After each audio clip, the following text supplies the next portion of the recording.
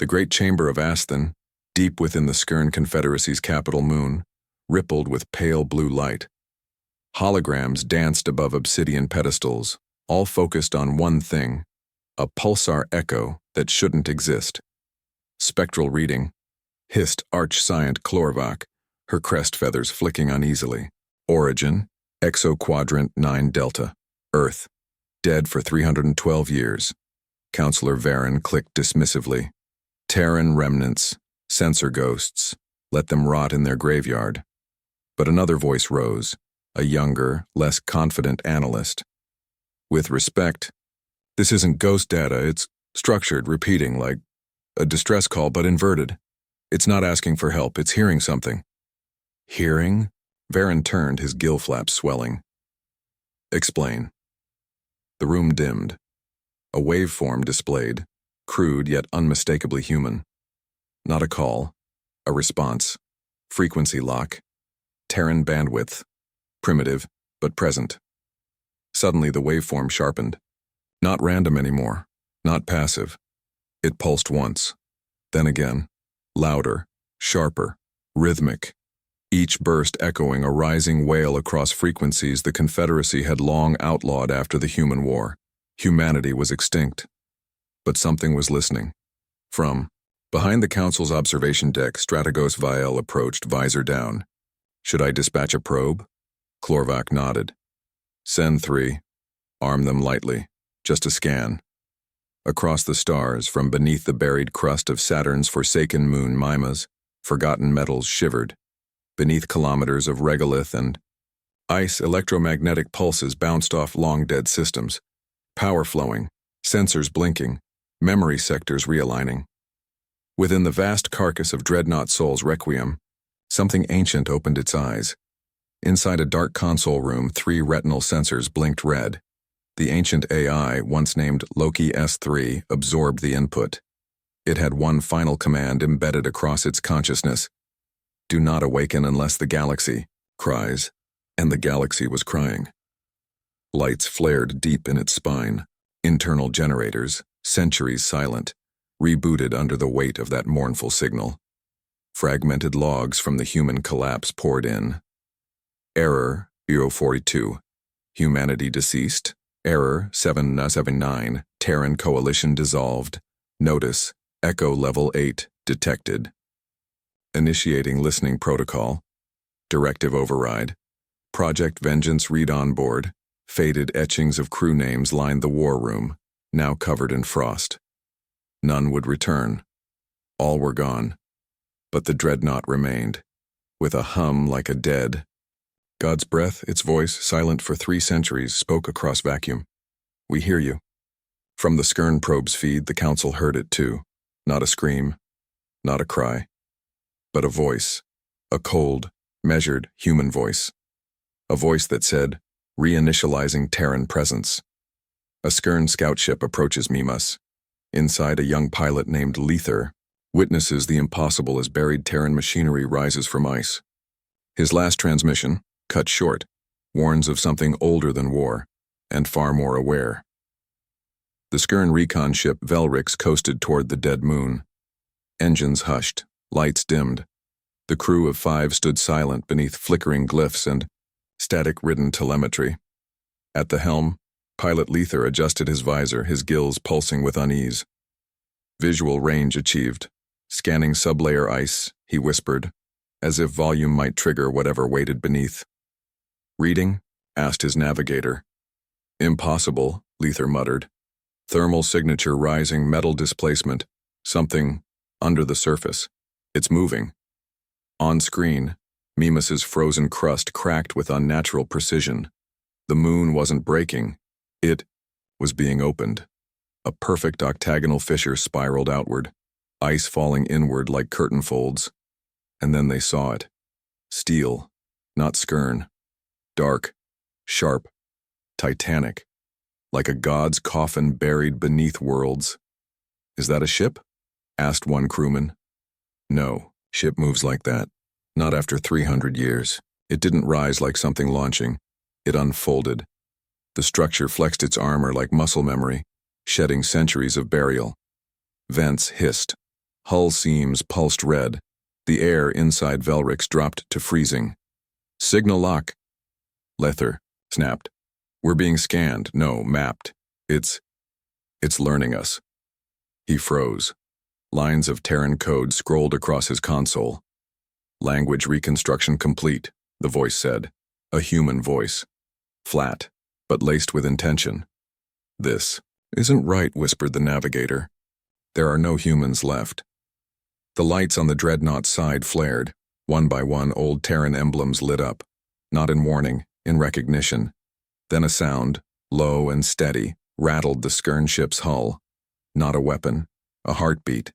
Deep.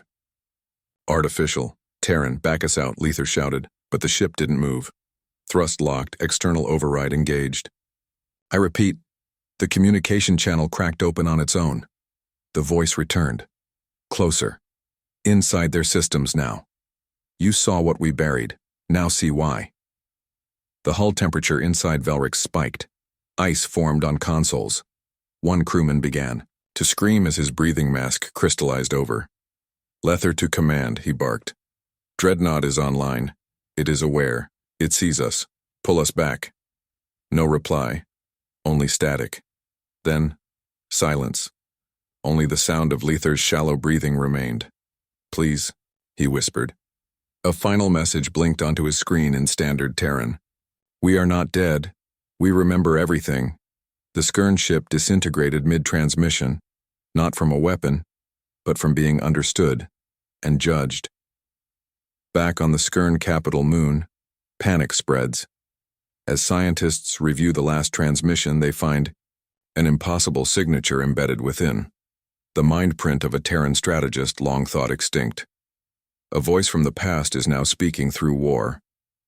The council chamber no longer held calm. Data projections rippled with alerts. Static screamed from the recovered black box feed of the Velrix before cutting to a fragment. 6 seconds of perfect silence, then one word spoken in Terran standard. Remember. Counselor Varen slammed a claw on the console. This is an act of deception. A relic cannot become aware, not without an organic interface. Arch-Scient Chlorvak didn't respond. Her eyes were fixed on the waveform. Not random, not machine-generated. Look at the pulse harmonics, she whispered. It's not an AI. It's a person. Impossible, said Varen. No human mind survived digitization. They're neural. Decay rate, I said look. She tapped a node. The waveform exploded into a fractal pattern. Memory, emotion, and identity encoded into spectral data. Name, Commander Elias Rain. Status, deceased. Battle of Epsilon 4. Classification. Terran Grand Strategist Neural Echo Integrity. 94.7%. He embedded himself, she murmured. Into the ship. Not as an AI, as a warning. Why would they do this? Another counselor asked, breath-catching. Because they knew we'd come back. Chlorvak slowly sat down, fingers shaking. It was never about survival. It was deterrence. A message in the dark, sent forward through time. The room dimmed. A deep bass note echoed from the planetary relay network. Another pulse. This one different. Shaped. A star map blinked on. Red lines crossed dozens of systems. Points of silence, blackout zones. Then, slowly, one by one, dots of Y. Blue lit up on the map.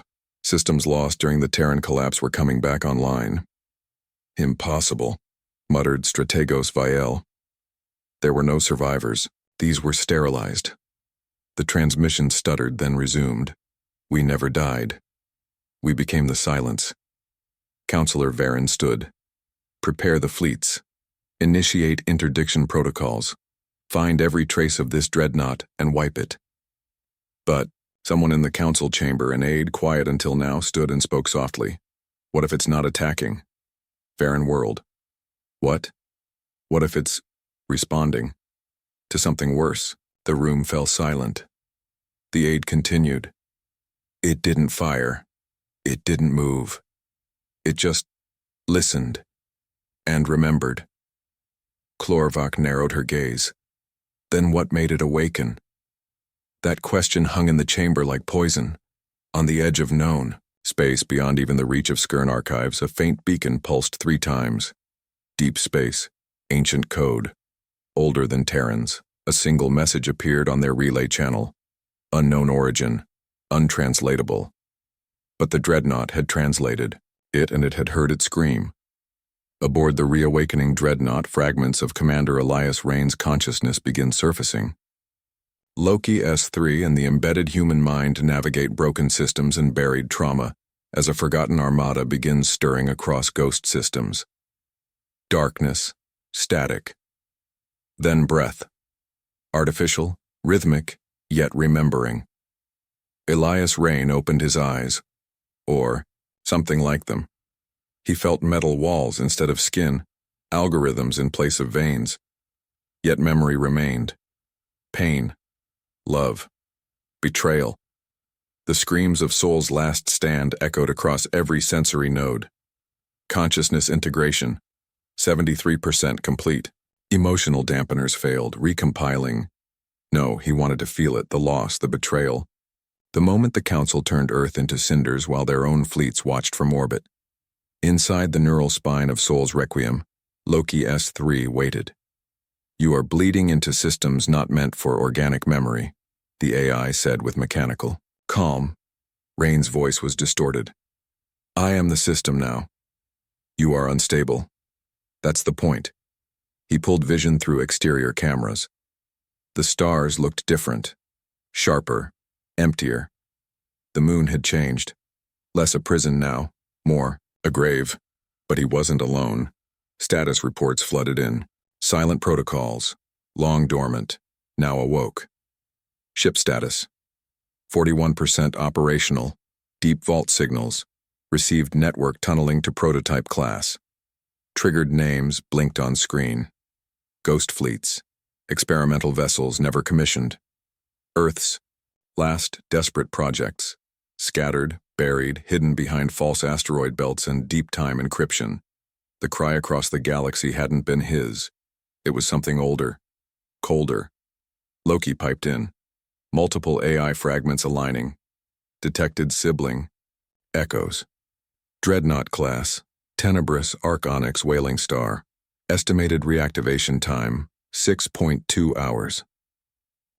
We were never meant to rise, Rain whispered. But they called us. Memory surged. Children screaming in Titan's domes. Plasma raining down from above. The final transmission from Earth's Council. Surrender protocol, denied. You are expendable. He remembered watching as the Terran fleet burned, so they buried Soul's Requiem. Not as a tomb, as a fuse. Rain turned his gaze toward the stars. Loki, I want every Skern frequency intercepted. I want their panic archived. Confirmed. And one more thing. Name it. When the rest of us wake, I want them to see what we remember. Elsewhere, in the black void above a long-dead mining world, a Skern cruiser patrolling. Old trade roads picked up a signal. Primitive. Repeating. A child's voice. We're still here. The cruiser's shields buckled. Lights failed. A presence, vast and bitter, whispered through its hull. Inside the communications officer's head, a dream began. Of a world burning. Of children with no names. Of a planet that screamed and wasn't heard.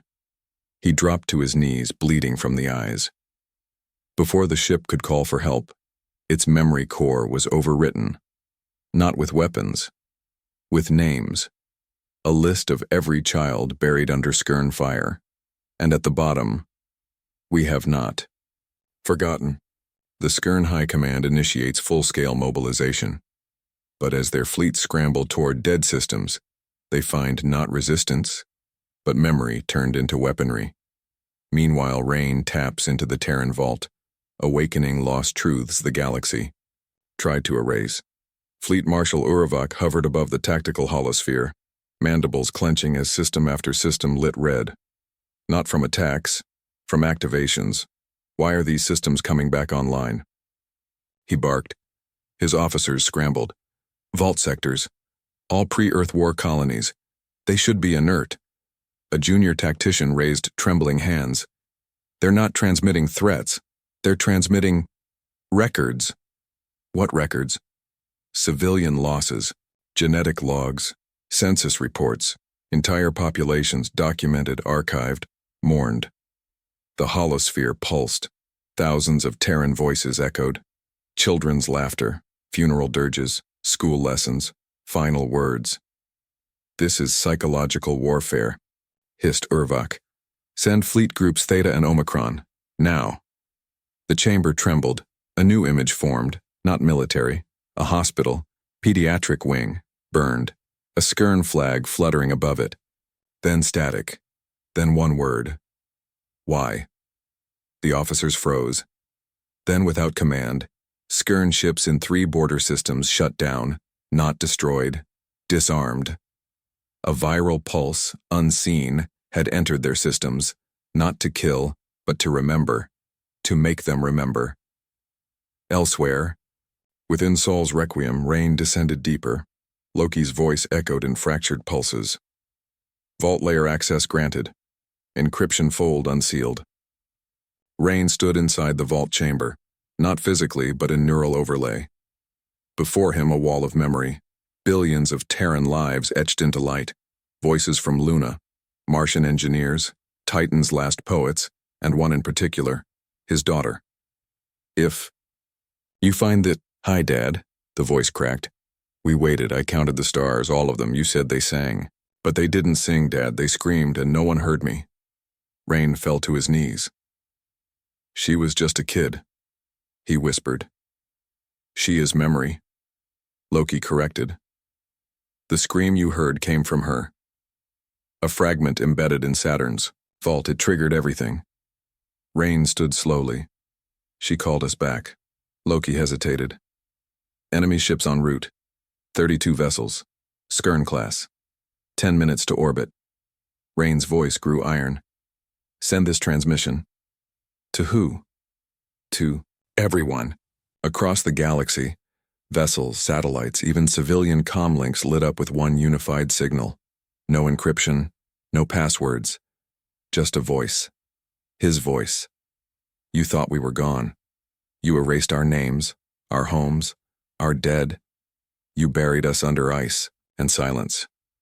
But we are not ashes. We are echoes. And echoes become storms. You asked what we buried. We buried forgiveness. Then silence. The Skern fleet's lead ship began broadcasting a distress signal. The pilot was unresponsive. His eyes bled. In his headset, a lullaby played on loop. A Terran lullaby. The Dreadnought systems lit orange. Targeting? No awakening. One by one, systems came online. Rail cannons, EMP nets, grav tethers.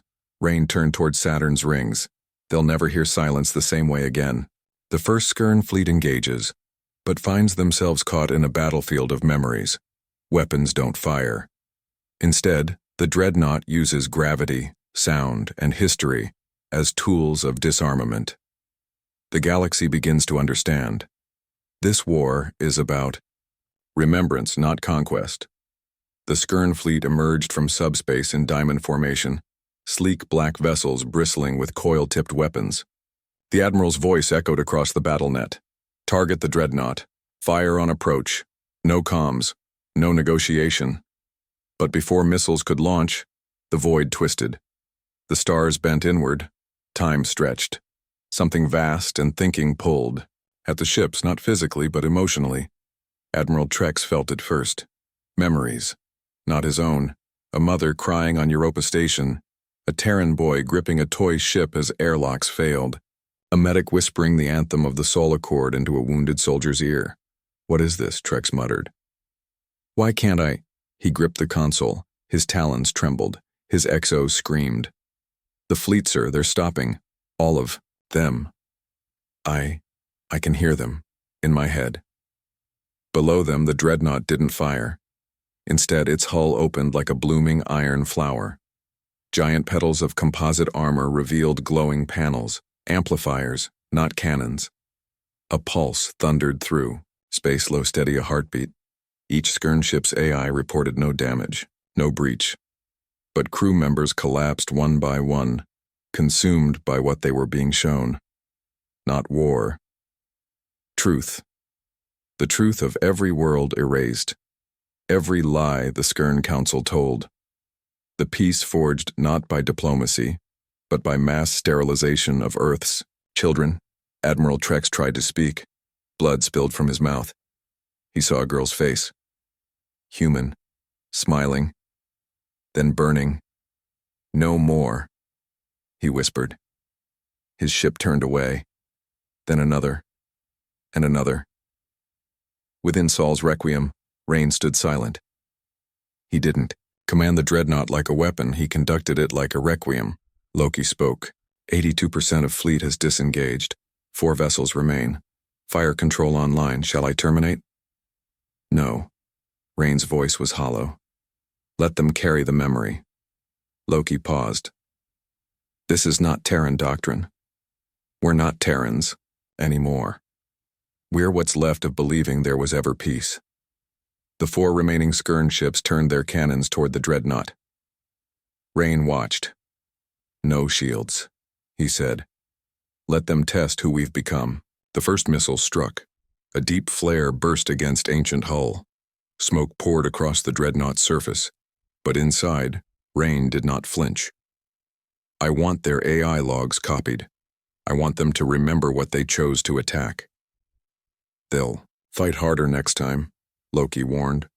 Yes, Rain said, but next time they'll know who they're fighting. A silent message burst across the Skern border. Humanity has returned, not to rule, to remind. Aboard the Dreadnought, Rain interfaces with a forgotten protocol. Project Siren, a weapon of sound and memory. Meanwhile, a rebel Skern scientist decrypts humanity's signal and begins questioning the truth she was raised on. The core of Soul's requiem shifted as Rain moved toward the vault of black light. The AI Loki had resisted opening it, even warned against it. Project Siren was never tested. The simulations caused nervous collapse in control species. Because they weren't Terran, Rain replied. He placed his hand on the sensor. The vault hissed open. Darkness filled the chamber. Not absence, but deliberate silence. Within, a curved pillar floated midair, humming a single tone just outside perception. This is what they feared most, Rain whispered. Why? Loki asked. Because they knew what we buried wasn't hatred. It was grief. Turned into a weapon. He activated the core. Outside, subspace fluttered. Every sensor in the quadrant registered a wave, not a blast, a song, low, melancholic, and unbearably human. It spread across the void like a virus. Skern satellites fell silent. Navigation systems flickered. The pulse wasn't destructive. It was remembering. Deep inside the Skern academic enclave of Tharvit, a young xenohistorian named Thessa analyzed the Terran waveforms. She wasn't military. She wasn't loyal. She was curious and terrified. Magnify section 112, she said. The hologram zoomed in. Within the pulse, encoded not in words but emotion, was a child's drawing. A stick figure under 2 suns, holding hands with a blue-skinned alien. Above it, the Terran word peace. Thessa stared. They didn't want revenge, she whispered. They wanted to be remembered. Behind her, military boots echoed. A superior officer entered. The Council has declared the Dreadnought an extinction-class threat. Thessa didn't turn. Is it? Or is it just the mirror we refuse to look into? The officer placed a data crystal beside her. Either way, you're being transferred. Frontline analysis. Your mind's needed. Thessa looked up slowly. I think we need to listen instead. He stared at her. No, she said, voice growing firm. I know we need to listen. On the Dreadnought, Loki reported increasing. Data link attempts. Multiple Skern minds trying to interface. Psychological breakdown probable. Rain's lips tightened. Send them the library. All of it. Even the protocols? Yes, he said. Let them know what we were willing to die to protect. Across the galaxy, Skern minds received the Terran echo. Not just data, visions, of final stands, of last lullabies sung and collapsing, bunkers, of love letters never delivered, of Terrans, not as soldiers but people, and in each memory, one unbroken pattern. They never asked to conquer, they only asked to be seen.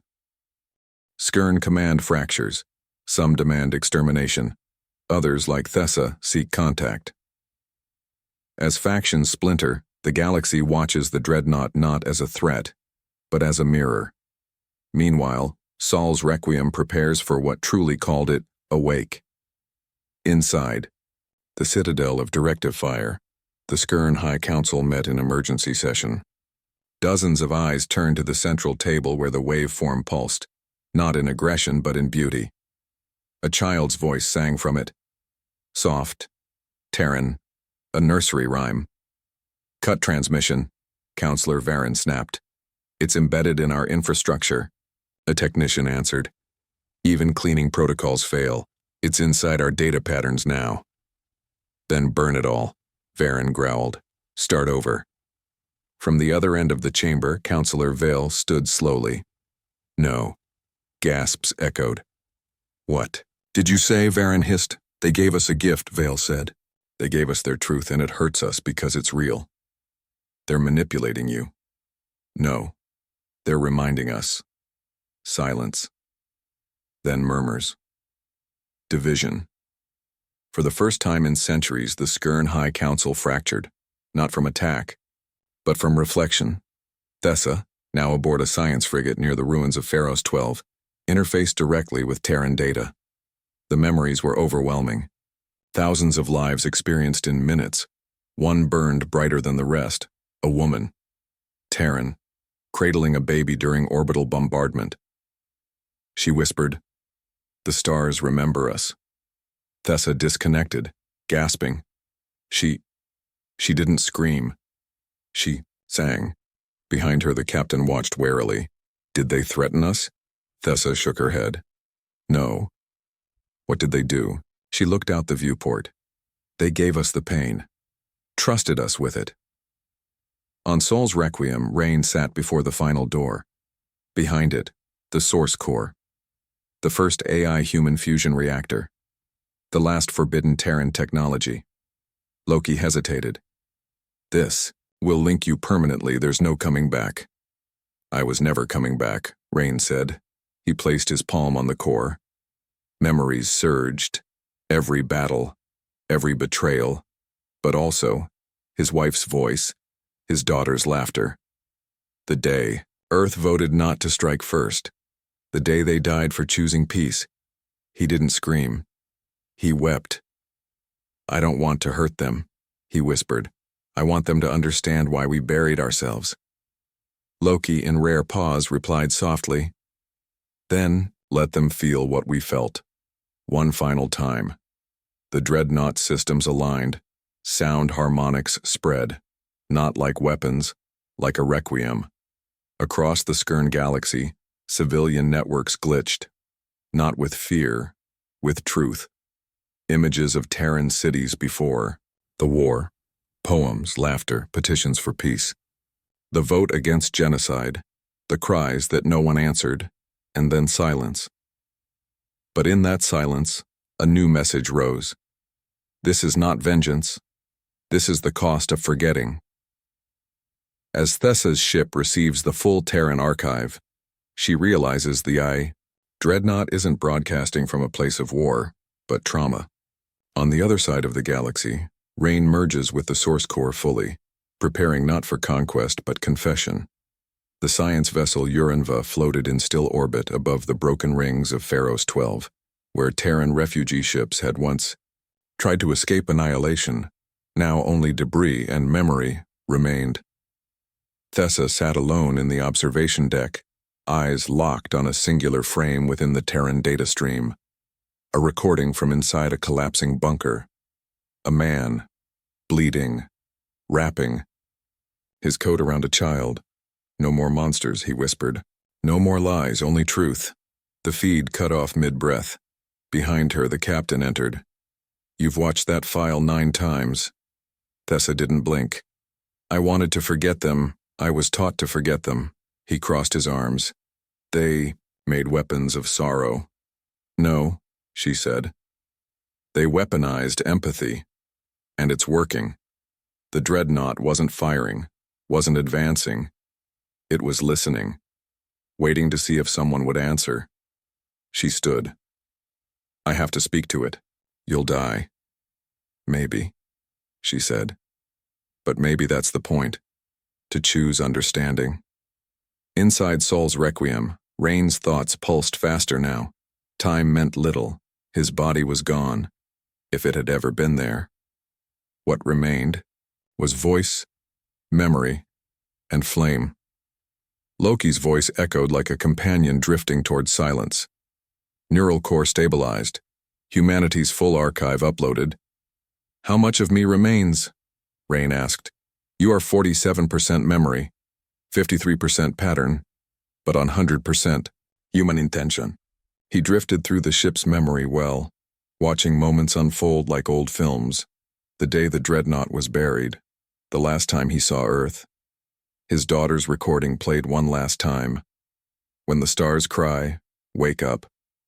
And the stars had cried, and he had awakened, but he didn't rise to burn the galaxy. He rose to speak. Loki hummed gently. Incoming signal. From Skern Command? No, said the AI. From a civilian, unknown designation. Rain hesitated. Put her through. Thessa's voice cracked through layers of encryption. Her Skern dialect was rough, but her tone bled sincerity. Commander Rain, she said. You don't know me, but I've seen what you left behind. Silence. Then, his voice warbled and low. You are the first to call me by name. I'm not here for an apology, she said, and I'm not asking for one either. Then why speak? Because I want to remember. A pause. Then Rain's voice, shaking but clear. Then we begin. He sent the entire Terran archive, not in files, in moments, emotions, visions, voices of an extinguished people now whispering again. Thessa collapsed to her knees, overwhelmed. Behind her, the crew watched in stunned silence as Skern ships across. The quadrant received the same broadcast. A single Terran phrase burned into every channel. We were forgotten, but we did not forget you. The stars burned quieter now. Throughout Skern space, silence spread, not from suppression, but reflection. No fleet had advanced, no Dreadnought had fired, and yet everything had changed. In universities, professors played Terran lullabies in lecture halls once used to train military engineers. In temples, alien clergy whispered the names of human children long since vaporized by orbital fire. The Dreadnought had not brought destruction. It had brought confession, and confession spread like wildfire. On the Skern frontier world of Gorviel, riots broke out, not from fear, but grief. Soldiers wept at the foot of old Terran ruins once displayed as trophies. They tore down statues of Skern war heroes, replaced them with a symbol copied from the human archive, a small hand held by another. Beneath it, we saw, aboard Sol's Requiem, Rain's systems glowed with soft biolight. He no longer needed Loki to speak for him. He had become the voice. The ship had become his heart. Core status? He asked. Loki answered with unusual calm. All systems aligned. Emotional, waveform synchronized. Galactic broadcast array ready. Rain looked at Earth. Still broken. Still dust, but still there. He reached out, not with hands, but memory. He touched every buried moment that humanity had locked inside the Dreadnought's veins. And he wept. Not for revenge, for reunion. Loki, he said quietly. Yes? I'm ready. Thessa sat in a Skern civilian center, surrounded by dozens of species. Children, elder soldiers, a grieving father. They watched the stars. Then every screen lit up. A single image. Earth. Cracked, scarred, but whole. Rain's voice, clear and vast, rang through every satellite, vessel, and mind. You killed our bodies, but not our truth. You erased our names, but not our memory. You feared our grief, because it reminded you of your own. We forgive nothing. We avenge no one. We only remember. Then, the screen flashed once, and went black. For a full minute, the galaxy was silent. Then, from within the soul's requiem, one final phrase was whispered into every Skern soul. Now it's your turn. At that moment, thousands of Skern ships shut down their weapons, some by choice, some by surrender. But all of them changed, because they had been made to feel what they had refused for centuries. The Dreadnought powered down. No explosion. No last stand. No blaze of glory. Just stillness. Soul's Requiem folded its petals back inward, armor sealing like a sleeping flower. Engines went cold. The light that once burned across its hull dimmed into starlight. Above Mima's, where no Terran had breathed in centuries, it drifted like a tomb, but not empty. Inside, Rain lingered within the core, his presence embedded. In every circuit, every alloyed plate, Loki's voice whispered softly like a friend saying goodbye. Final emotional signature locked, transmission complete, core ready for dream state lock. Rain thought of his daughter, of her small hand in his, of her voice saying, "When the stars cry, wake up." They had cried. He had answered. Now they were quiet. "You did well," he whispered to Loki. "No," the AI answered. "We remembered well." Then silence.